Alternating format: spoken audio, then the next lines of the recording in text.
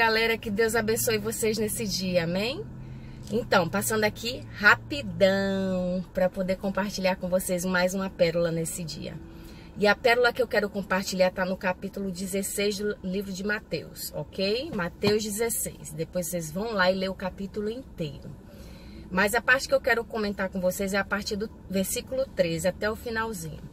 Lá diz que Jesus estava conversando com os discípulos e perguntou para eles o que as pessoas diziam que ele era.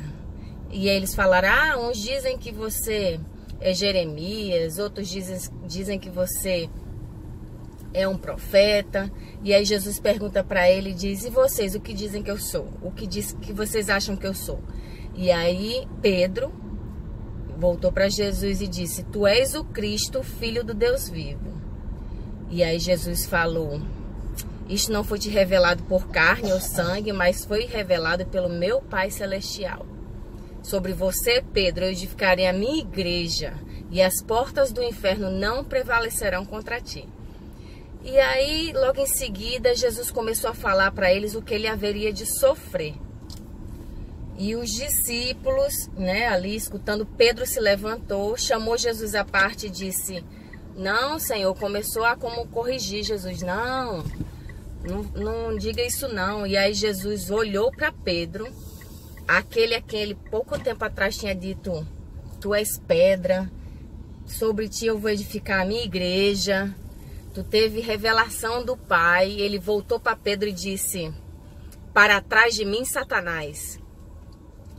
E aí, tu não pensa nas coisas do alto, mas nas coisas terrenas.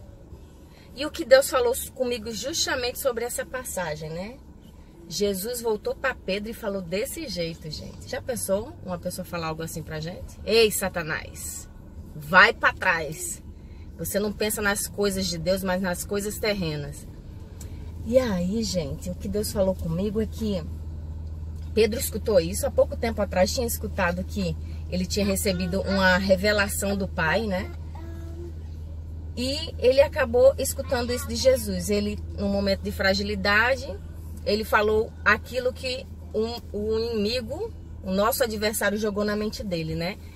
Tentando impedir que o propósito de Jesus se cumprisse aqui na terra, que era morrer pelos nossos pecados, trazer salvação para a humanidade. Mas Jesus sabia da missão que ele tinha e ele estava determinado e ele cumpriu. E porque ele cumpriu, eu e você hoje temos vida, temos salvação, amém? Mas o que Deus falou comigo é que Pedro escutou essa palavra dura, né? Jesus estava falando com o diabo, mas estava falando com ele, porque o inimigo, de certa forma, usou a boca dele para falar aquilo.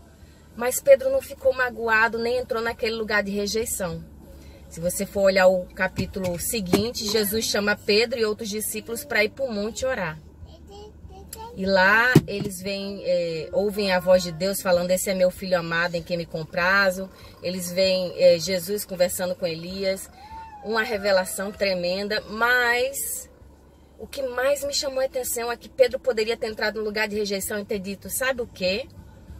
Eu estou andando lado a lado com Jesus.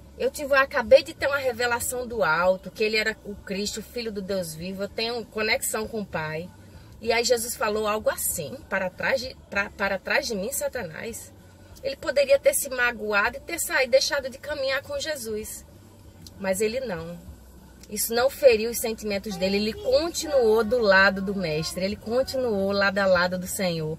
Tanto é que Jesus chamou ele para o monte e ele estava lá, orando junto com Jesus. E muitas vezes, gente, a gente entra nesse lugar de coitadinho, nesse lugar de ai, que me magoaram, ai, que me feriram, ai, que falaram algo que eu não gostei. Aí fica ferido, fica cheio de coisa, não quer mais chegar perto da pessoa, ou eu não vou mais nessa igreja, ou eu não vou falar mais com essa pessoa, porque essa pessoa falou algo que eu não gostei, que feriu os meus sentimentos. E eu queria deixar nesta manhã um aprendizado, aquilo que eu aprendi com Pedro, mais uma vez, que ele não resolveu escolher a rejeição, mas ele resolveu ouvir a voz de Deus e andar com Deus. Que eu e você, a gente possa ouvir a voz de Deus e não do inimigo, que a gente possa se posicionar, andar como discípulos fiéis, sem andar com esse negócio de mágoa, amargura, rejeição. Em nome de Jesus, que o Senhor me capacite, te capacite, para nele a gente ser mais que vencedores nessa área também, amém? Um dia de vitória para vocês, que Deus abençoe.